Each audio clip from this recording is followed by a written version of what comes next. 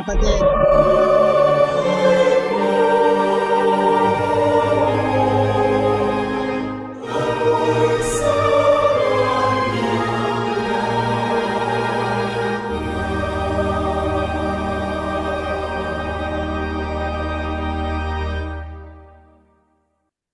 Ama naming Diyos, Yahweh,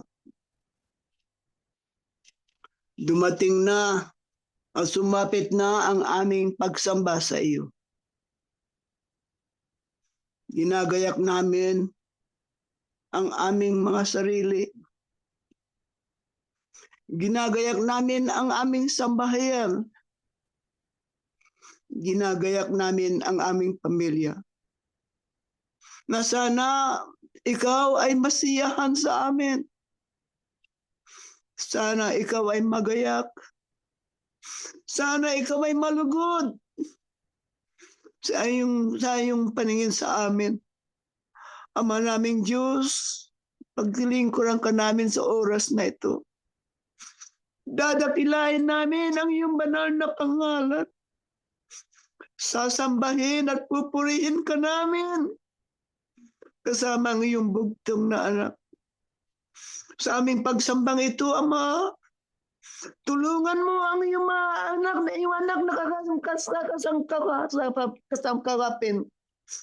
Sana, Ama, tulungan at samahan mo ang iyong lingkod.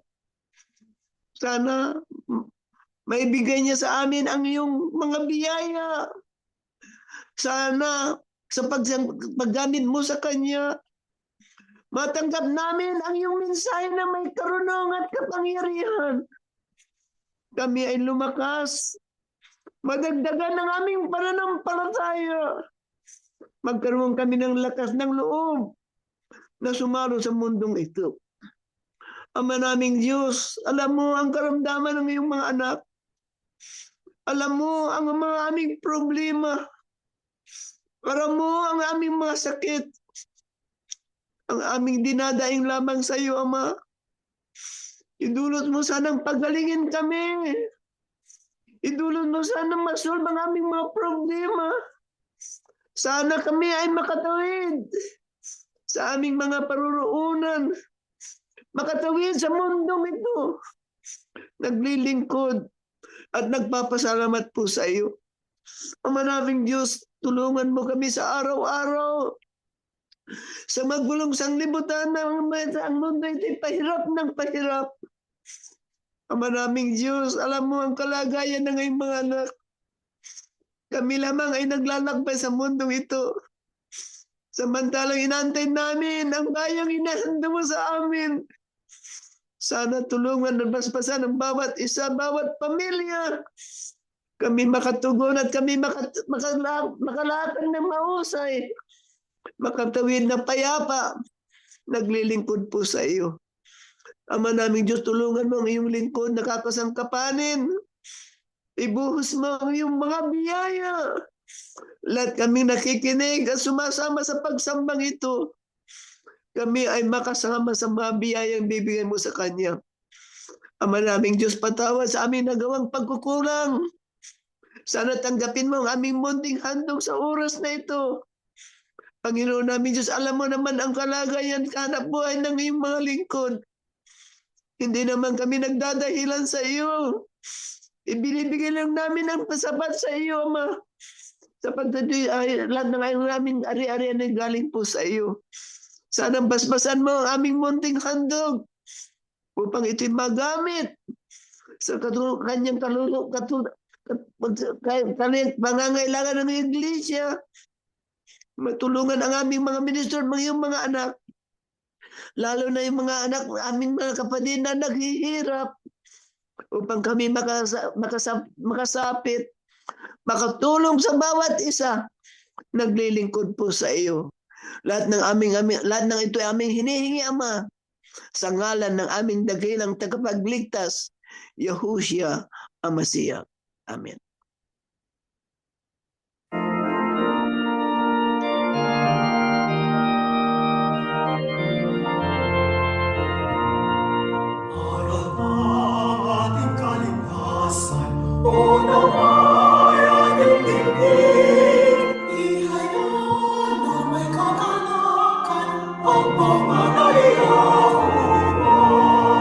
Magsilawin ng pamumuri sa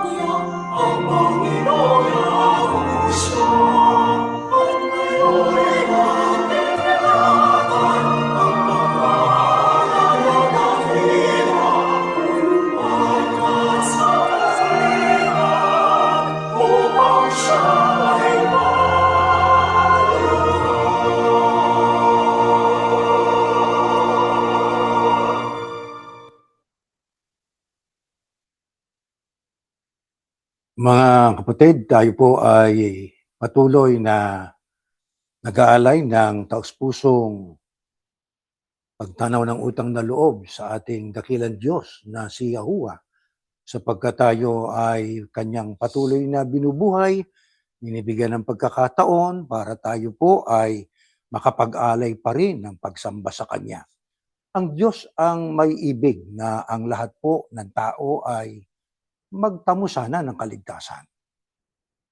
Pagkat yan ay kanyang nilayon, sapagkat nilikha niya tayo hindi para itapon sa dagat-dagatang apoy. Hindi ganon. Ang layo niya ay tayo'y magtamo ng kaligtasan at makasama siya magpakailanman. Pero paano ho natin matatamo yon? Sabi doon sa aklat ng Timoteo, sabi, kailangan makaalam ng katotohanan. Ang katotohanan po ay nakasulat sa Biblia. At ang katotohanan ay napakahalaga. Pero paano natin uunawain ito? Kailangan nating maunawa ito ng ayon din sa Biblia. Alam niyo, sa Biblia, ito'y naglalaman ng mga literal na kahulugan. Kung ano yung talagang nakasulat, yun ang ibig sabihin nun. Halimbawa, sinabi ng Kristo, bakit ninyo ako pinagsisikapang patay na tao na nagsasaysay ng katotohanan? Simple.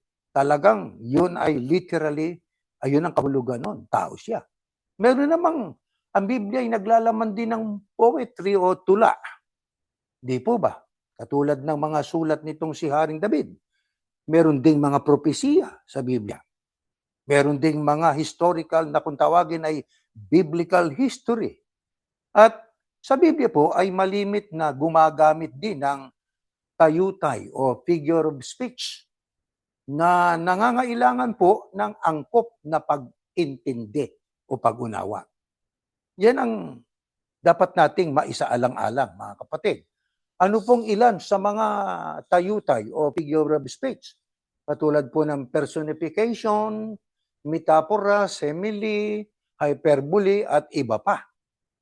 Ayon po sa Biblia, anong isa sa halimbawa na ating mababasa sa Biblia na ito po ay isang figure of speech o kaya ay tayutay? Basahin natin, nakasulat po sa Isaias. Ganitong ating mababasa. Sa Isaias 55:12, mga Israelita, aalis kayo ng masaya sa Babylonia at papatnubayan kayo ng Diyos. Ang mga bundok at mga burol ay parang mga taong aawit sa tuwa. At ang lahat ng mga puno ay parang mga taong magpapalakpakan. Diyan sa binasa po natin, ang kausap ng Diyos magitan nitong si Isaias na propeta ay ang mga Israelita. Yan ang unang bayan ng Diyos. Sabi ng Diyos, aalis kayo ng masaya sa Babylonia. Papatnubayan kayo ng Diyos. At diyan sa sunod na mga pangusap, diyan napapasok ang tinatawag nating figure of speech o tayutay sa Tagalog. Ang mga bundok at mga burol ay parang mga taong aawit sa tuwa. Isipin niyo, bundok, inanimate object po yan. Diba? Mga burol. Pero parang taong aawit sa tuwa. Yan ang kung tawagin natin ay personification. Pagsasang tao. Nang ibig sabihin, ang katangian ng tao ay ating naiukol sa burol at maging sa bundok. Personification. Ang tawag po dyan. Di po ba? At ang sabi pa, ang lahat ng mga puno ay parang mga taong magpapalakpakan. Aba, sino ho bang may kakayahang magpalakpak? Di ba tao? Kaya ang sabi, ang mga puno ay parang mga taong magpapalakpakan. Bakit ganun po ang pagkakasabi po dyan? Sapagkat yan po'y nagpapahayag ng kagalakan dahil sa pagpapanumbalik at katubusan ng mga mamamayan ng Panginoon Diyos mula sa pagkakasala. Napalaya ho sila sa kasalanan. At yan ay katulad din ng binabanggit ni Pablo sa Roma. Next slide, 8:21. Dahil palalayain din niya ang buong nilikha mula sa kabulukang umaalipin dito at makakasama rin sa napakagandang kalagayan ng mga anak ng Diyos. Yan ay isa sa mga paliwanag ng Apostol Pablo. Alam naman natin ang author ng Biblia, iisa ang Diyos. Kaya, maliwanag na kapag ka ang tao ay napalaya sa kasalanan, ay mapapabilang siya sa mga anak ng Diyos. Sabi nga po dyan makakasama rin sa napakagandang kalagayan ng mga anak ng Diyos. Kaya doon sa Isaias na binasa natin, nagpapalakpakan ang mga bundok, ang mga puno at ang burol at saka yung bundok ay, ang sabi po sa binasa po natin, ay aawit na parang tao. Di po ba? Kaya yan ang binabasa natin yan, kaya ating pinag-aaralan to, sapagkat ibig nating maintindihan, una, sa udyok ng Espiritu Santo, ang kung anong uri ng pananalita o genre o kategorya ng pangungusap ang binabasa natin sa Biblia. Di po ba? Ano pang isa sa halimbawa niyan, mga kapatid? Next slide. Apokalipsis. Ganito po ang ating mababasa po rito, mga kapatid. Kaya dito sa ating pong pag-aaral ay amin po kayong inaanyayahan na ating pong unawain ito ng ayon po sa nakasulat sa Biblia. Kung anong kategoryang salita ito. Ito ba'y patula? Historical, biblical ba ito? Historical propesya ba ito? Ito ba ay metapora o tayutay? Ito, basahin po natin. May isa pang kagilag-gilalas na bagay. Ito naman ay si Juan, nang siya po ay nasa pulo ng Patmos, no? At ang Panginoong Yahushua, sa magitan ng anghel, ipinakita niya sa kay Juan kung ano mangyayari sa panghinaharap na panahon. Dito sa 12:3, ang sabi, may isa pang kagilag-gilalas na bagay akong nakita sa langit. Sabi ni Juan, isang malaking pulang dragon na may 7 ulo at 10 sungay na may korona sa bawat ulo. Yan po'y isa rin sa halimbawa ng tayutay o figure of speech. Ito po naman ay kung tawagin natin ay symbolical. Hindi po ito literal o physical na description o paglalarawan. Ano-anong tinutukoy sa talatang ito, mga kapatid? Ang sabi ho dyan may isang kagilalas na bagay akong nakita sa langit. Ano sabi sa ni Juan? Isang malaking pulang dragon. Mayroon ba nun? May literal bang ganon? Kung literal yan, ay mahirap tanggapin. Bakit? Sapagkat yan ay symbolical Symbolical yan.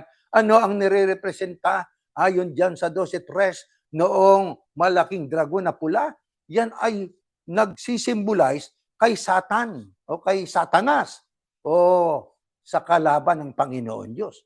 Ang sabi pa dyan ang sabi, pulang dragon na may 7 ulo. Ang pula, pag sinabing pula, ang dragon ay si Satanas. At ang pula, ayan po'y sumasagisag sa kapahamakan, kamatayan, digmaan. Ano naman po yung sinisimbolo ng 7 ulo? Yan naman 7 ulo ay sumisimbolo sa 7 masasama na espiritu. Na ito ang siyang maghahari sa mundo. Ano naman po yung binabanggit na 10 sungay? Yan naman po ay nagre-representa sa pambuong daigdigan o pambuong globo na paghahari, pero pansamantala lang. Sapagkat yung paghaharing yan ay paglapastangan sa Panginoon Diyos. Sa madali sabi, yan nga po ang paghahari ng Antikristo. Nang nasa likod niyan ay ang dragon na si Satanas. Kaya kung ating iintindihin ang ating mga nabasang yan, mga kapatid, nang ayon sa nararapat na pag-intindi, hindi ho tayo maliligaw. Di po ba? Dahil sa may iba naman, ang sabi, kung ang iyong mata ay nagkakasala, dukitin mo. Kung lahat naman tayo nagkakasala, kung lahat ng ating matay dudukitin natin at iintindi natin ng literal, lahat tayo bulag. Paano yan? O di ho ba? Ano lamang ibig sabihin ng Kristo? Lumayuwag mo gamitin yung mata mo sa kasamaan. Yan lang yun. Ibig sabihin, lumayo tayo sa kasamaan. Sapagkat sa ating mata ay, minsan ay itong matang ito, ang siyang nagiging daan para tayo ay matempt nitong si Satanas Di po ba? Tumingin ka doon sa mga hanggang sa magnasa ka. Kaya dukitin. Hindi literal yon. Ibig sabihin, layuan natin. Gamitin natin ang ating mata sa mabuti, hindi sa kasamaan. Ngayon mga kapatid, una sa lahat, pagkatapos nating malaman yung mga paraan o genre ng paraan ng pangunawa sa mga talata ng Biblia. Kung symbolical, unawain mo ng symbolical. Kung literal, unawain mo ng literal. Kung tula, unawain mo ng ayon sa pagkakatula. At kung propesiya, unawain mo ayon sa propesiya. Di ba? Kung ayon sa figure of speech o tayutay, unawain mo na ayon sa figure of speech. Katulad ng ating ilang napag-aralan. Pero una sa lahat, mga kapatid, ito, ano ang literal na pangako ng Diyos sa kanyang bayan na gumagawa ng anumang nakalulugod sa kanya? Ito po, pakinggan natin. Aklat ng Isaiah. Next slide. Ayan. Ito pang sinasabi ng kataas-taasang Diyos, ang banal na Diyos na nabubuhay magpakailanman. Nakatira ako sa mataas at banal na lugar. Teka muna, baka unawain natin yan ng literal yan. O mga kapatid, ang Diyos ang nagsasalita dyan. Pero nakatira rin akong kasama ng mga taong mapagpakumbaba at nagsisisi. O ayan, paano natin unawain yan? Symbolical o literal? Abay, literal yan. Ang sabi ng Diyos kasama din ako ng mga taong mapagpakumbaba at nagsisisi para sila'y palakasin ko. Nakita ko ang kanilang pag-uugali, pero pagagalingin ko sila. Patnubayan ko sila at aaliwin ang mga nalulungkot sa kanila. At dahil dito, magpupuri sila sa akin. Ilalagay ko sila sa magandang kalagayan. Literal yan. Hindi ika nga patula. Hindi ho ito ay isang symbolical. Literal yan. Ilalagay ko sila sa magandang kalagayan, sa malayo man o nasa malapit. Pagagalingin ko sila. Literal yan. Ako si Yahuwah ang nagsasabi nito, pero ang masasama ay walang kapayapaan. Para silang alon sa dagat na nagdadala ng mga putik at mga dumi sa dalampasigan. Ang taong masama ay hindi mabubuhay ng payapa. Yan ang sinabi ng aking Diyos. Sabi nitong si Isaias na propeta, alam naman natin na ang nagpahintulot para banggitin ito, ang Panginoon Diyos na si Yahuwah. Di ho ba? Ang sabi ng Panginoon Diyos, maliwanag, ng kanyang pangako sa kanyang mga anak na mapagpakumbaba at nagsisisi, palalakasin, pagagalingin sa karamdaman. Kung malungkot, pasisiyahin ng Panginoon Diyos. Ano layunin niya? Para sila'y magpuri sa ating dakilang Ama. Hindi lang yan. Bibigyan sila ng magandang kalagayan. Malayo man sila o malapit. Di ho ba? Pero doon sa masasama, ano sabi? Walang kapayapaan. Ano yan? Symbolical? No. Yan po ay literal. Walang peace para kanino? Sa mga taong masama. Sa ano itinulad sila? Ito po ang tinatawag nating tayutay o figure of speech sa mga taong masasama para silang alon sa dagat na nagdadala ng mga putik at mga dumi sa dalampasigan. Yan ang tinatawag nating tayutay o figure of speech o pagtutulad o metapora. Ang taong masamay hindi mabubuhay ng payapa. Yan ang sinabi ng aking Diyos, sabi ni Isaiah. Kaya ang mga pangakong ito ba na ipinangako ng Diyos sa kanyang mga anak na mapagpakumbaba, ay yan ba ay binanggit din ng ating Panginoong Yahushua sa panahon niya? Basahin natin. Next slide sa Juan. Ayan. Sinabi ko sa inyo ang mga bagay na ito para magkaroon kayo ng kapayapaan sa akin. Daranas kayo ng paghihirap dito sa mundo, pero magpakatatag kayo dahil nagtagumpay na ako laban sa kapangyarihan ng mundo. Pahayag ng Kristo, tanong natin, yung bang kapayapaan, wala yon sa mga taong hindi mapagpakumbaba sapagkat sila'y masama. Pero yung bang kapayapaan ay binanggit din ng Kristo sa kanyang pagtuturo sa panahon ng, kung tawagin natin, mesyaniko? Opo. Pero kanino niya ibibigay yung kapayapaan? Ang sinabi ko sa inyo mga bagay na ito para magkaroon kayo ng kapayapaan sa akin. Kung ganun ito referido sa mga tagasunod niya, sa mga kedoshim, sa mga followers ng ating Panginoong Yahushua o community of believers of our Lord Yahushua. Yan ang tinatawag sa Hebreo o sa Grego na yan nga sa Grego na Ecclesia, sa kahal naman sa Hebreo. Di po ba? Kaya may kapayapaan sa mga followers ng Kristo sa Kristo. Meron silang peace with Christ. Pero yung masasama, gaya ng banggit kanina, walang kapayapaan. Kaya ano pang dugtong na pahayag ng Kristo? Sabi sa Mateo, huwag niyong isipin na naparito ako upang ipawalang saysay ang kautusan ni Moises at ang isinulat ng mga propeta. Naparito ako upang tuparin ang mga ito. Kaya sino mang lumabag sa pinakamaliit na bahagi ng kautusan at magturo sa iba na lumabag din ay ituturing na pinakamababa sa kaharian ng Diyos. Ngunit ang sino mang sumusunod sa kautusan at nagtuturo sa iba na sumunod din ay ituturing na dakila sa kaharian ng Diyos. Dito mababakas natin ang kahalagahan ng pagsunod sa tama, sa pagsunod sa ating Panginoong Yahushua. Yung kautusan ni Moises, maging ang isinulat ng mga propeta ay hindi binaliwala ng Kristo. Ang totoo, nauwi po yun sa dalawang dakilang utos, ibigin ng Panginoon Diyos, ibigin ang ating sarili, ang ating kapwa-tao. Di po ba? Doon nauwi ang kautusan ni Moises, maging ang mga isinulat ng mga propeta. Kaya nga po, ang Biblia ay binubuo ng, kung tawagin natin ay Tanak, di ba? Ang lumang tipan, Torah, o di ba? Nebim at Ketubim. Ngayon, ang bagong tipan, ang New Covenant, na yan nga po ay misyanikong peryodo, ang Panginoong Yahushua ang pakikinggan natin. Huwag na yung ibang kautusan nung una. Sapagkat pagka ating pinagpilitan ng kapista at mga sabat na yan, panahon ng Kristo, ang sabi niya, ako ang sabat ninyo. Ang sistema ng sabat ng Kristo, yun ang ating sundin. Huwag na yung sistema noon. Kaya nga sa ibang talata ng Biblia, sabi ni Pablo, pagdating sa kautusan, Jewish na mga feast na yan, kapistahan na yan, siguro wala nang gagaling sa akin o higit pa sa akin. Bakit? Sapagkat alam mo naman nating Jewish itong si Pablo Di ba? Na naging Roman citizen lang. Kaya pagdating sa kapistahan at sa mga pangingili ng sabat, nangunguna si Pablo. Pero nang makilala niya ang Kristo, lahat ng yun ay iniwan niya at sinunod niya ang kautusan ng ating Panginoong Yahushua HaMashiach. Ganon din tayo, mga kapatid.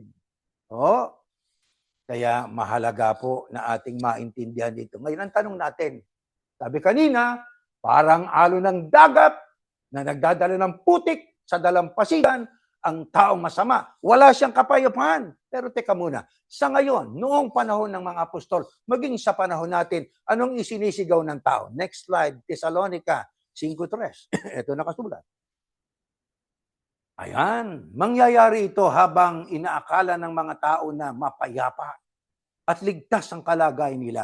Biglang darating ang kapahamakan nila tulad ng pagsumpong ng sakit na nararamdaman ng babaeng manganganak na at hindi sila makakaligtas. Sa ibang salin, pagka binasa natin, ang sabi roon ay marami kaming kapayapaan at kami ligtas. Yun ang inaakala nila. May kapayapaan kami. Sa ibang talata ng Biblia, magkaroon ng kapayapaan. Ibig lang sabihin, itong mga tao nagkiklaim na gusto, sumisigaw sila, ang cry out nila, there must be peace. We are yelling for peace, peace, peace. Kapayapaan, kapayapaan. Pero alam nyo, ang sabi ho dyan ang darating kapahamakan, imbis na peace. Sa ano itinulad? Ito naman ang metapora. Tayo, figure of speech.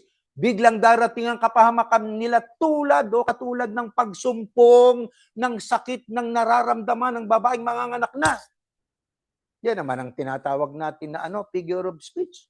Kaya ganyan ang pag-intindi sa mga talata ng Biblia. Di ho ba? Gaano kasakit ang mga nanganganak na mga ina o babae? Nako, Diyos ko. Sabi nga nila, ang isang paa nasa hukay, ang isa ay doon sa buhay. Di ba? Ibig 50-50. Ganun kahirap. Ganyan din po mangyayari sa mga taong masasama.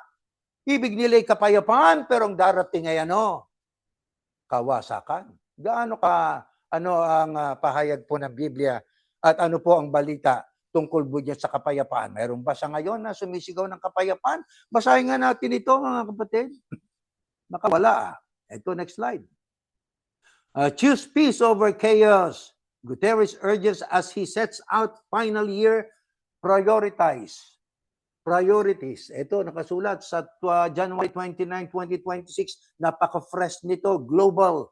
With global tensions rising, pambuong mundo na kaguluhan na tumataas, and reckless actions, yung hindi walang ingat na mga paggawa o pagkilos o gawain, triggering dangerous consequences. UN Secretary General Antonio Guterres on Thursday called for renewed efforts on peace, justice, and sustainable development as he outlined his priorities for 2026, the final year of his tenure.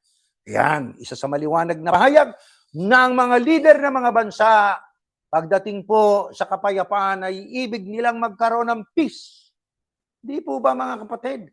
Renewed efforts o panibagong pagsisikap o tungkol sa pagkakaroon ng kapayapaan at saka justice and sustainable development as he outlined his priorities for 2026 sa makatwidang isinisigaw itong si Guterres ng kanyang katungkulan po ay UN Secretary General Peace. Ano pa sabi?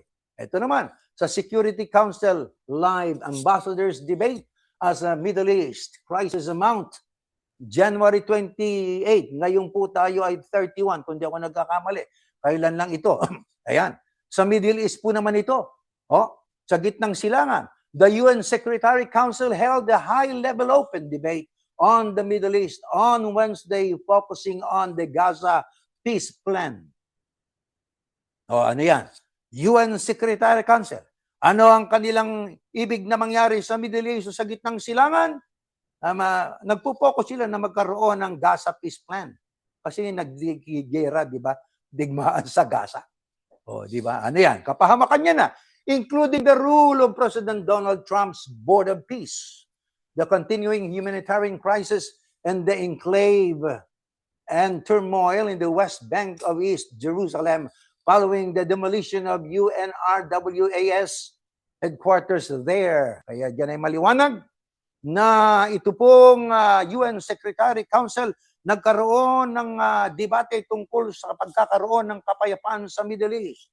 Kasama na po ang Presidente ng Amerika. Nang tawag ay yung President Donald Trump's Board of Peace. Meron talagang nagsisikap na magkaroon ng peace. Di ho ba mga kapatid?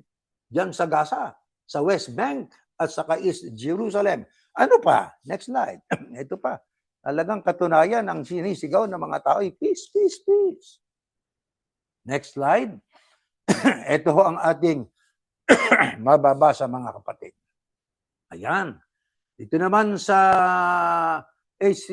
HTTPS, blah, blah, blah. Basahin na lang natin. Kremlin again invites Zelensky to come to Moscow for talks. Alam naman natin po, matagal na ilang taon na itong digmaan sa pagitan ng Ukraine at saka ng Russia. Dito po, ang sabi, para magkaroon ng kapayapaan, ang sabi diyan sa binabasa natin, Kremlin, yan ang Russia. Again, invite Zelensky. Sino si Zelensky? Yan po ang presidente ng Ukraine. Ano sabi?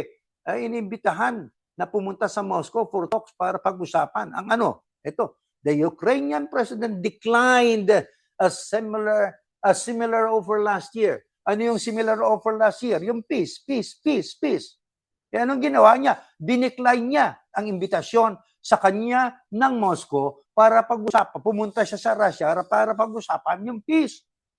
Ang sabi, the Ukrainian president declined a similar offer last year. Dinidecline niya, ayaw niyang pakinggan. Saying he couldn't visit a country that was bombing his own. Sabi niya, hindi ako pwedeng bumisita sa isang bansa na binobomba ang bansa ko, na yan ang Ukraine. Kaya walang peace talaga. Ano mangyayari dyan? Punta naman natin sa North Korea. North Korea launches suspected ballistic missiles toward the sea. South Korea has condemned the launch and called on Pyongyang to immediately cease such actions. Isipin naman itong North Korea naman na ito, si Kim Jong-un naman ito ay talagang nagpapakita ng kapangyarihan doon sa kanyang karating na bansang South Korea. Di ba? Kaya yung dalawang bansang yan, wala rin peace. Di po ba? Gusto ba nila magkaroon ng peace? Oo, pero nangyayari ba? Hindi. Bakit hindi nangyayari? Dahil din sa kapangyarihan. Dahil din po sa maaaring dahil sa kayamanan. Di ho ba? Ito pa, tungkol naman sa Iran, itong mga latest na katotohanan dapat nating malaman yan. Yan, Iran, protest death toll nears 4,000. Ibig sabihin ngayon sa Iran nagkakagulo. May peace ba? Wala. Pero gusto ba nila? Opo. Pero ano sabi ng Biblia? Ang darating kapahamakan. Bakit? Masasama eh. Una, hindi sila kumikilala sa kay Yahweh. Ang kanilang dinidiyos, iba kaysa tunay na Diyos. Kaya ayan, 4,000 na halos, in counting, ang namamatay doon sa Iran. Ang sabi, Iran protest death toll nears 4,000. Human rights group says unrest has gripped the Islamic Republic for weeks, resulting in a harsh clampdown from the regime in Tehran. Nako, anong tawag yan? Yan ay mga tao at mga bansa, mga leader ng mga bansa na gusto'y kapayapaan. Peace ang gusto nila, pero ang nangyayari, kapahamakan. Dumarating ang pagkawasak. Dumarating po ang iba't ibang uri na mga kawalan ng kapayapaan. Kaya mga kapatid, meron pa ba tayong babasahing iba? Meron pa, ito pa. Tingnan natin ito. Ito naman ang sabi sa Biblia. Kapag kayan po ay nangyayari, tayo mga tagasunod ng Kristo, dapat ba tayong mabiglat magtaka pa? Ngunit kayo mga kapatid, hindi namumuhay sa kadiliman. Kaya hindi kayo mabibigla sa araw ng pagbabalik ng Panginoon. Gaya ng ating paksa, kung ano ang mga pangyayari, bago dumating ang Kristo, bago dumating ang araw ng Panginoon, ayan na. Gusto nila kapayapaan, walang kapayapaan. Di ba? Ang ibig nila po ay peace, walang peace. Peaceless society, walang kapayapaan. Pero kayo ang wika, ang tinutukoy dito ay ang mga tagasunod ng Kristo. Ang sabi, hindi kayo mabibigla sa araw ng pagbabalik ng Panginoon, katulad ng pagkabigla ng isang tao sa pagdating ng magnanakaw, dahil namumuhay na kayong lahat sa liwanag. Yan. Kaya tayong mga Yahusyano, dapat mabuhay sa liwanag at hindi sa kadiliman. Ayun, literal yan. Ano yung kadiliman? Kasamaan. Kaya nga, huwag tayong maging pabaya, katulad ng iba na natutulog. Ano yung natutulog? Walang ginagawa. Ang sabi, huwag kayong maging pabaya.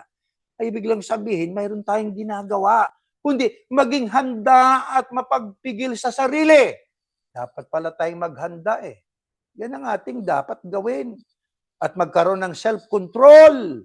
Sapagkat ang taong namumuhay sa kadiliman ay katulad ng taong pabaya na natutulog o katulad ng lasing na walang pagpipigil sa sarili. Totoo, hindi totoo.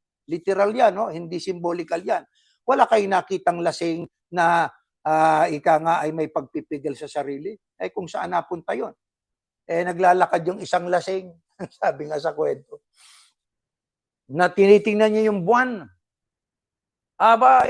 Hindi, ang taga niya nang naglalakad. Di ba? Hindi pa nakakarating sa bahay niya, lapit-lapit lang. Bakit? Sapagkat yung kanyang isang hakbang, pasulong, dalawang hakbang, paurong. Kaya, hindi niya lasing kasi. Kaya, ang mga taong naglalasing, walang self-control yon. Lahat ng bagay na sobra, masama. Di po ba? Maging sa iba't ibang dahilan o pagkain, masama din po yung sobra eh. Di po ba mga kapatid? Lahat ng sobra. Sobrang tulog, masama rin yon. O di ba? Ito, ang sabi pa ng Biblia. Pero dahil namumuhay na tayo sa liwanag, ay dapat may pagpipigil tayo sa sarili. Gawin natin bilang panangga sa dibdib ang pananampalataya at pag-ibig. Ano naman po yan? Yan naman po ay metapora ng ating gagawing panangga, pananampalataya at pag-ibig. Bilang helmet, yung sa ulo, ang naman ang pag-asa natin sa pagliligtas sa ating Diyos. Sapagkat hindi tayo tinalaga ng Diyos para sa kaparusahan. Totoo po yun. Hindi lang tayo, pati lahat ng tao sa mundo. For God so loved the world. Alam na yan, mahal niya ang lahat ng tao eh. Pero ayaw marinig. Kaya ito referido lang sa mga taong ika nga sumunod sa Diyos eh. Kaya ang sabi, hindi tayo itinalaga ng Diyos para sa kaparusahan, kundi para sa pagtatamo ng kaligtasan sa pamamagitan ng ating Panginoong Yahushua Kristo. Namatay siya para sa atin, para kahit buhay pa tayo o patay na sa pagbabalik niya, ay mabuhay tayo sa piling niya. Dahil dito, patuloy ninyong pasiglahin at patatagin ng isa't isa katulad nga ng ginagawa ninyo.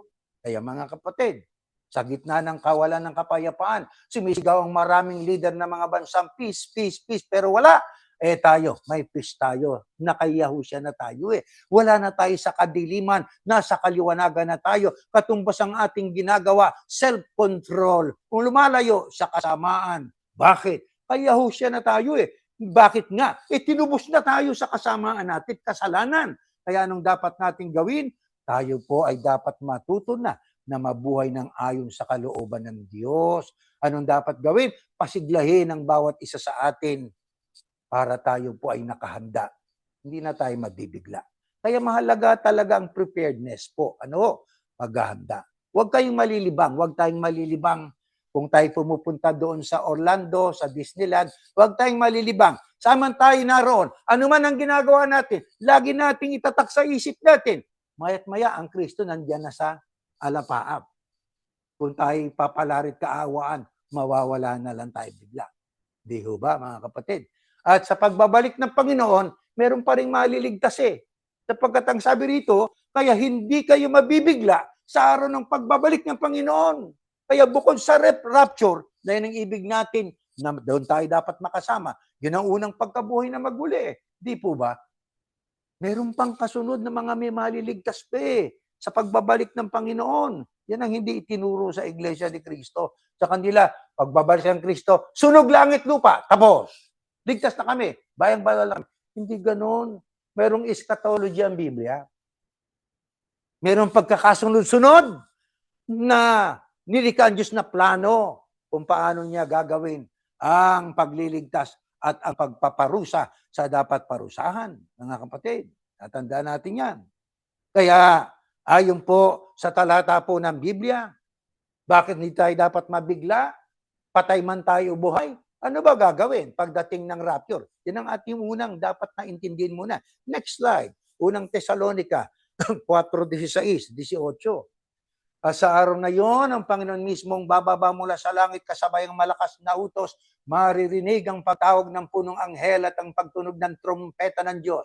At ang mga namatay na sumasampalataya sa Kristo, ang unang bubuhayin. Pagkatapos ang mga buhay pa sa atin, sa araw na yon ay kasama nilang dadalhin sa mga ulap.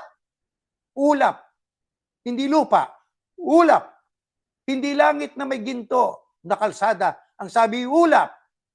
Para salubungin ng Panginoon sa himpapawid at makakasama na natin ang Panginoon magpakailanman. Kaya nga, mga kapatid, pasiglahin ninyong isa't isa sa pamamagitan ng mga aral na ito. Bakit hindi tayo dapat mabigla pagdating ng Kristo? Alam na kasi natin na darating siya. Ano yon? Kailan yon? Sa rapture. Paano kung darat ng kampatay at kung ikaw ay buhay? Ayan dinitalya ng Apostol Pablo. Ano ang sabi ng Biblia? Ay yung mga namatay na sumasampalatay sa Kristo kasama sa kedushim o tagasunod ng Kristo, unang bubuhayin maguli. Yan ang first resurrection. Kailan po yan? Sa araw ng harpaso o sa araw ng rapture. Paano yung buhay? Sabi ni Pablo, pagkatapos ang mga buhay pa sa atin, sa araw na yon, sino yung buhay na sa atin? Sa araw na yon, di yung mga taong sumusunod din sa Kristo, buhay ka nga, hindi ka naman sumusunod sa Kristo. Baka ikay lundag ng lundag, hindi ka umaangat. Ito sabi ni Pablo, pagkatapos ang mga buhay pa sa atin sa araw na yon, o rapture, ay kasama nilang dadalhin sa mga ulap para salubungin ng Panginoon sa himpapawid. Ano yan, mga kapatid? Literal. Pagsalubong. Literal. Yan ang rapture o harpaso. Yan ang ibig natin. Yan ang unang pagkabuhay na maguli. Ang unang pagkabuhay na maguli, hindi sa araw ng paghukom. Mga kapatid, yun ang pagkabuhay na yun ang huling pagkabuhay na maguli. Delikado yon, sa paghaharap yon doon sa Great White Throne. Di ba? Pero kung tayo po ay kasama sa rapture o harpaso, tayong mga tinubos, tayong iniligtas, bunga ng dugo, pagtubos ng ating Panginoong Yahushua. At ang sabi, makakasama na natin ang Panginoon magpakailanman. Diba? Kaya mga kapatid, pasiglahin natin ang isa't isa sa pamamagitan ng mga salitang ito. Kaya yan ang dapat magpasigla sa atin eh. Mga kapatid, yung kasiglahan na yan, dapat ay kung tayo nang hihina, alalahanin natin, naglalakbay lang tayo. Una sa lahat, yan po. Pangalawa, malungkot ta. Mayroon tayong karamdaman, mayroon tayong problema. O bueno, o sige, nandyan na yan ang lahat ng yan. Okay, tanggap na po namin yan. O ano ngayon ang dapat natin gawin? Ay dapat tayong ma-inspire. Darating ang Kristo sa alapaap. Naku po, ang lapit na yan. Kaya, tatandaan po natin na ang mga iba't ibang mga magaganap, mga events na magaganap na nagbabadya na malapit na ang araw ng Panginoon. Ibig sabihin ng second coming, nalalapat ang kanyang paa sa lupa, sa bundok ng mga olibo, mga kapatid, mag-umpisa po yan sa rapture. Rapture, pagkatapos 7-year tribulation, pagkatapos darating ng araw ng Panginoon, bababa na siya. At diyan ay magkakaroon pa ng mga magiging tupat kambing, papasok sa millennial kingdom, may maliligtas pa eh. Anong sinasabi ng Iglesia ni Kristo? Sila lang maliligtas sa araw ng paghukumbali ba? Sa araw pa ng paghukom. Pasensya na po, hindi namin pinagtatawanan niya inyong pananampalataya. Kulang lang. Masama po ba ang kulang? Ang pananampalataya at pagkaalaman tungkol sa kaligtasan? Abay, masama. Sapagkat ang sabi sa Oseas, ang aking mamamayan ay mapapahamak dahil sa kakulangan ng kaalaman. O di, pagkakulang-kulang yung kaalaman ay, sorry to say, pero yan ang totoo. Hindi tayo ipapahamak pa rin tayo ng Diyos eh. God will destroy us because of lack of knowledge. Sa Iglesia ni Cristo, na-stuck na dun eh. Kung ano lang yung itinuro sa doktrina, yun lang ang kanilang itinuturo. Paikot-ikot na, recycle na. Magpasakop sa pamamahala, mag-abuli na buong kaya, maglagak sa salamat. December, mag-umpisa na. Lingap, mag-abuloy sa lingap sa mamamayan. Mag-abuloy. Sabi nga ng isang taong incheck na naging visitor doon sa pagsamba. Ganda dito sa iglesia. Wala ritong pangungwarta. Di katulad sa iba. Na 10%. Okay. Sabi ng incheck, parang Muslim. Eto na ngayon. Nag-abuloy nga. Meron din palang abuloy. Tayo mag-abuloy. Bawat nag-abuloy. May abuloy din pala. May namatay. Nag-circular ngayon, namatay, dumamay tayo, dumikom ng abuloy yung diakono, diakonesa. Nako, abuloy na naman, sabi incheck. Sabi, akala ko, konti lang abuloy dito sa Iglesia ni Cristo, dami pala. Higit pa sa 10%. Totoo naman talaga po yun eh. Di ba mga kapatid? Ano lang ibig sabihin? Recycle na aral.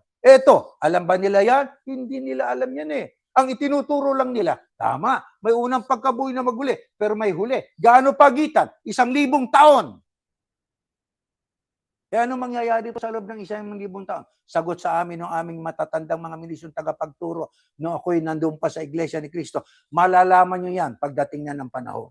Kita nyo? Samantalang itinuturo ng Biblia, iyan po ang millennial kingdom na paghahari ng ating Panginoong Yahushua HaMashiach dito sa lupa, kasama ng kanyang mga nakasama sa rapture, yung mga saints, raptured saints. Yan ang katotohanan. Masamang hindi ituro yan. Hindi itinuro ng unang nangasiwa sa Iglesia ni Cristo. Tinuturo ng Biblia. Ba't ayaw mo ituro? Nakahihigit ba siya sa Biblia? Hindi lahat ng nasa Biblia ay ituturo sa isang tao. Katulad na lang po ng lamsa. Kaya binabasa nila dahil sa nandun yung Iglesia ni Cristo. Alam nyo, kung hindi ako nagkakamali, 1933 pa o 1935, may lamsa na eh. Buhay pa noon si kapatid na Manalo eh. Pero ba't hindi niya nalaman yun? Hindi nga lahat ipinagkakaloob eh. Sa panahon, ipinagkakaloob ang kaalaman na galing sa Panginoon Diyos. Di ba? O ipinagkaloob yung kaalaman ito, ba't hindi natin ituro? Kahit alam nila, ayaw nilang ituro. Doon ba itinuturo nila ang tungkol sa Beryano? Na mga Beryano ay nag-open-minded sila, na nagturo si Pablo, nakinig sila ng buong pag-alakan. Pero nang sila'y umuwi, binasa nilang mga talata ng Biblia para matya kung yung itinuro ni Pablo ay totoo, saka sila sumampalataya. Bakit hindi itinuturo yung open-mindedness, magsuri, magbasa ng Biblia sa Iglesia ni Cristo? Marami mamumulat sa totoo o sa katotohanan. Marami mag-aalisan. Kasi sila may membership, tayo wala eh. Diba? Ang nakakakilala lang sa atin dito si Yahusha at si Yahweh. Oh? Kaya ang nagdaragdag dito ang Diyos. Praising God, having favor with all the people, and the Lord added to the ecclesia o to the yan nga, samahan, community of the believers. Araw-araw ang maliligtas. Siyang nagtatala eh. Diba? Kaya yung talaan dyan sa iglesia, fake po yan. Bogus po yan. Hindi po dapat paniwalaan yan. Walang pwedeng magtala rito para tayo matala doon. Wala, puro ano yan. Control, pananakot. Ba't ka matatakot sa isang bagay na hindi umiiral? Huwag tayong matakot.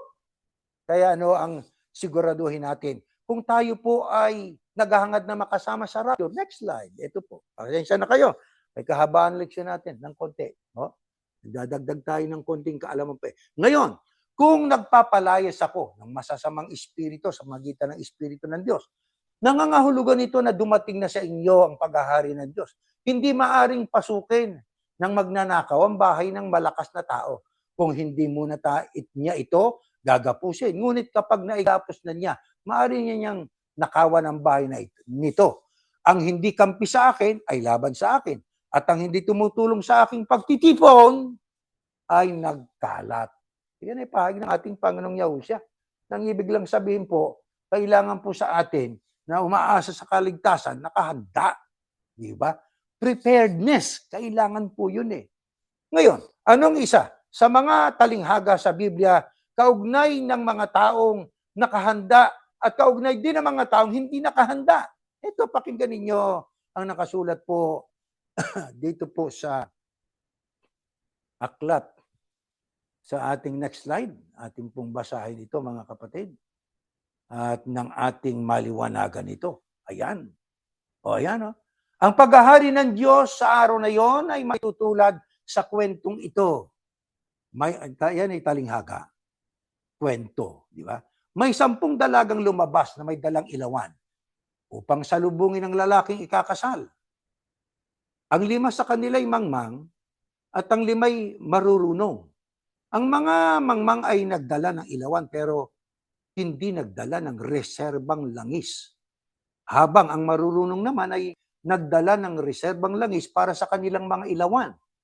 Natagalan ang pagdating ng lalaking ikakasal kaya ang mga dalagay ay nakatulog sa paghihintay.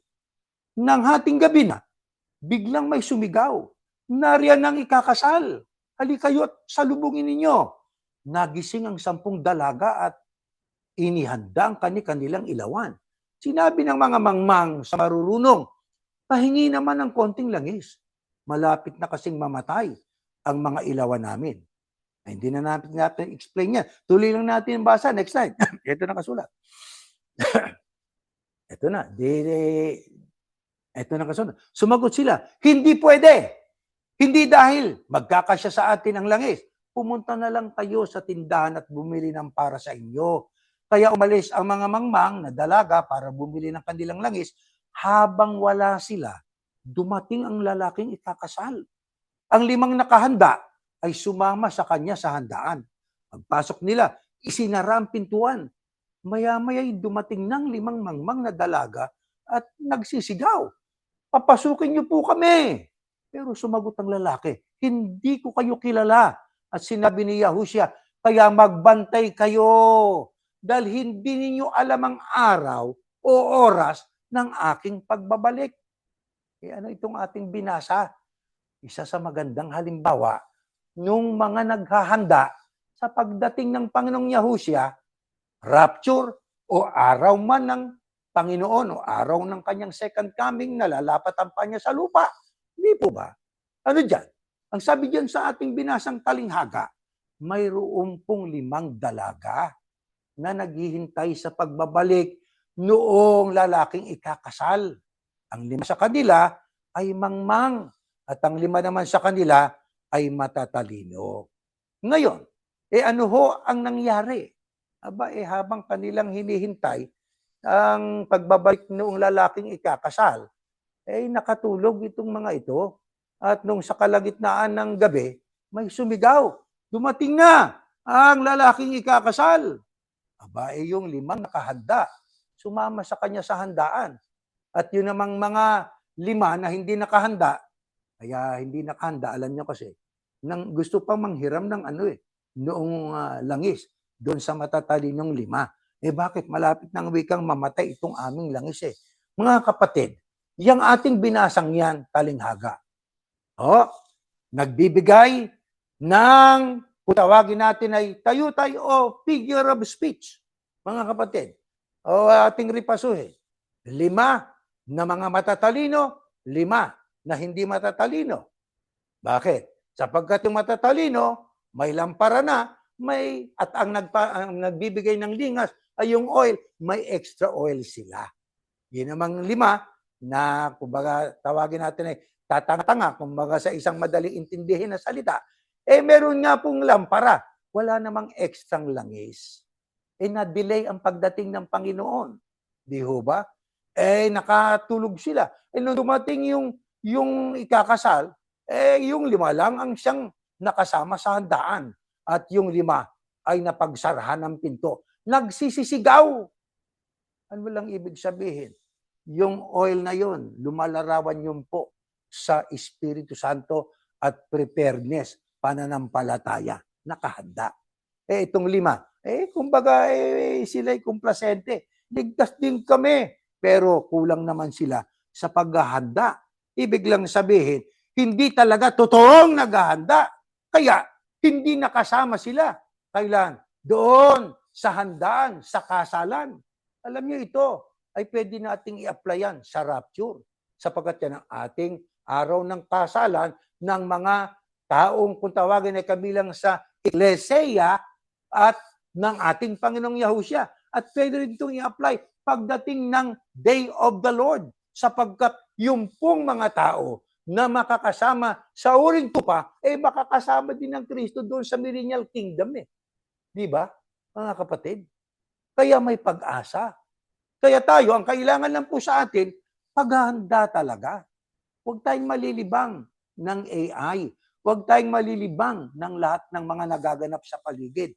Baka tayong malibang at makatulad tayo sa 5 babaeng hindi nakahanda. Kaya ang sabi sa talata ng Biblia ay, papasukin niyo po kami. Pero ang sagot ng lalaki na ito ay lumalarawan sa ating Panginoong Yahushua, hindi ko kayo kilala. Sabi nga sa ibang talata ng Biblia, at sa araw na yon ay magsisisigaw sila, Panginoon, sa pangalan mo nagpalayas kami ng demonyo. Sa pangalan mo, gumawa kami ng kababalagan. Ang sigaw ng Kristo, lumayo kayo sa akin. Hindi ko kayo kilala. Kaya ano kailangan sa atin? Next slide. Ito po nakasulat, Korinto 15:58. Kaya nga, mga minamahal na kapatid, magpakatatag kayo at huwag manghina sa inyong pananampalataya. Magpakasipag kayo sa gawaing ibinigay sa inyo ng Panginoon dahil alam ninyo na hindi masasayang ang mga paghihirap ninyo para sa Kanya. Kaya dapat tayong magpakasigla sa pananampalataya. I-share ang ating pananampalataya. Huwag tayong ay mag-atubili o kaya huwag tayong magkaroon ng hesitasyon. Sabihin sa kanila, ang tunay na pangalan ng anak ng Diyos ay Yahushua. Ang tunay na pangalan ng Diyos ay Yahuwah. Hindi ba nyo alam na walang talaan sa lupa na may kaugnayan para matalang pangalan natin sa langit? Sigaw natin yan. Kailangan natin i-share ang ating pananampalataya. Yan ang kahayagang gumagawa tayo. Pinayayabong natin ang ating pananampalataya at ang sabing magpakasipag kayo sa gawaing ibinigay sa inyo ng Panginoon. Bakit? Alam ninyo kasi, hindi masasayang ang mga paghihirap ninyo para sa Kanya. Kaya ang paninindigang ginawa natin, anuman ang dinanas natin, pagtatakwil ng ating mga kamag-anakan, hindi na tayo binabati, binabaliwala tayo, pinagtatawanan tayo. Lahat ng yan, anticipated na po natin yan. Alam na po natin magaganap yan. Ganyan din ang naganap sa Kristo. Ibig niyong sumunod sa akin, pasanin niyo, sabi niya sa mga alagad niya, kung ibig mo maging alagad ko, pasanin mo yung cross, sumunod ka sa akin, itanggi mo sarili mo. Kung susunod ka sa akin, ako inusig, usigin ka rin. Kung susunod ka sa akin, ako ay nagdanas ng paghihirap dahil sa paninindigan, ganyan din ang mangyayari sa inyo. Ako'y namatay dahil sa aking pag-ibig sa kalooban ng Diyos, mangyayari din sa inyo yan. Dapat nakahanda tayo sa mamatay man o mabuhay. Kaya kapag tayo po, mga kapatid, ay nasa ganitong uring kalagayang naninindigan, ibinubuhay ang pananampalataya, panatag tayo. Kahit tayo po ay nagdaranas ng iba't ibang uring hilahil sa buhay, nakataas ang ating pungulot, nakatingala sa langit, ang Diyos ay hindi tayo pababayaan ni Yahuwah. Ang Diyos ay nandyan lang para tayo handang tulungan. Yan pong ating ipananalangin, mga kapatid, tayo po ay tumayo. Aman Diyos, salamat po ng marami sa iyo. Gustong-gusto mo po na maunawaan ng lahat ng tao ang nilalaman ng Biblia. Subalit may iba't ibang kategorya ang dapat naming isaalang-alang. Kasi sa Biblia, mayroong mga patula na paraan ng pagbabasa at dapat naming sa ganung uring paraan unawain, may symbolikal, literal, at ang iba minsan ay mayroong tayutay na paraan. Kaya sa ganung uring pangunawa namin dapat intindihin at magkaroon kami ng interpretasyon sa kung ano ang dapat iturot ipahiwatig ng nagsulat ng Biblia at ng nagsasalita sa mga talatang binabasa namin. Huwag kami po na masiyahan lang sa mga aral na paikot-ikot na lang, wala nang bago, gaya ng aming natanggap sa dati naming relihiyon. Sana maging bukas ang isipan nila sa pagbabasa, sapagkat ang pagbabasa ay utos mo, hindi sapat ang makinig, sapagkat doon sa pakikinig lang, doon pumapasok ang pandaraya, kaya marami ang nadadaya. Marami ang mga hanggang ngayon ay matitigas ang paninindigan nila. Kung ano lang ang itinuro po sa kanila, yun lang para sa kanila tama na, para sila'y maligtas. Huwag po sanang ganun sila. Pakibuksan mo po ang kanilang isipan. Maawa ka po sa mga kamag-anak namin, sa mga kaibigan namin, para wag naman mahuli ang panahon, wag silang mahuli sa pagsisiyasat. At ang panahon, bago dumating yung panahon na darating ng Panginoong Yahushua, una, yun po ay sa araw ng rapture. Makasama kami. Yun ang unang pagkabuhay na maguli, hindi sa araw ng pag-uukom, kundi yun ay sa araw ng harpaso, na yun ang aming pinakamimiti. Pakitulungan mo rin po na sana'y ang ibang hindi makasama sa rapture ay maghanda rin po sila sa paraang gamitin ang mga salita mo, sundin ang mga aral mong nakasulat sa Biblia, sapagkat pagdating ng iyong anak bilang ikalawa, nalalapat ang paa niya sa lupa, meron pang ituturing na mga tupa at makakasama sa millennial kingdom na itatatag ng iyong bugtong na anak. Aman Diyos, umaasa kami na tinanggap mo ang aming pag-aaral, ang aming pagsamba, ang aming pagtawag, sapagkat ang lahat ay aming dalangin sa pangalan po ng iyong anak, Panginoong Yahushua HaMashiach. Amen.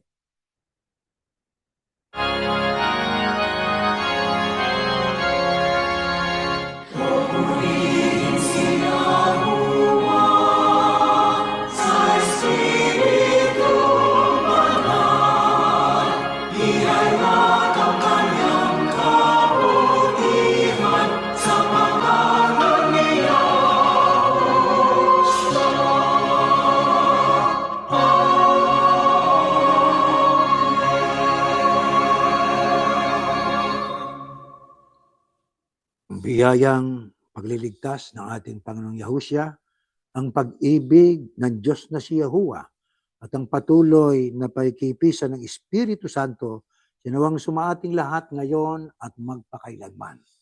Amen. Mga kapatid, meron tayo pong paalaala. Share our Bible post on Facebook as reminders to your friends and family. It will help spread the word of Yahuwah. Patuloy nating ipanalangin ang lahat ng mga tao sa buong mundo, mga leader ng mga bansa, leader ng reliyon, yung mga taong nasa kapangyarihan, na sana'y magkaroon pa ng peace. Kaya tulad ng ating leksyon, walang masama na manalangin pa rin sa kabila ng nangyayari. Pagkat yan ang utos, di po ba? Para sa ikapapayapa, para ang mga salita ng Diyos ay payapa pa at ika nga ay meron tayong liberty pa na mamahagi at ma-share ang ating pananampalataya sa iba't ibang panig ng mundo sa pamamagitan ng ating ginagamit na teknolohiya. Hanggang diyan po at tayo natatapos na, mga kapatid.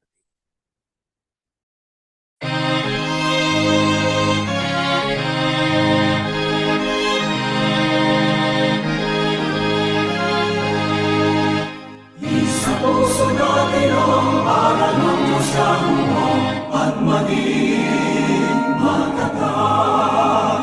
Pagkakyat na darating araw ng paghuhukom o kaya siya'y tingin. Mga labing ang iglesia, ipagtanggol ang katwiran gamit ang sandal.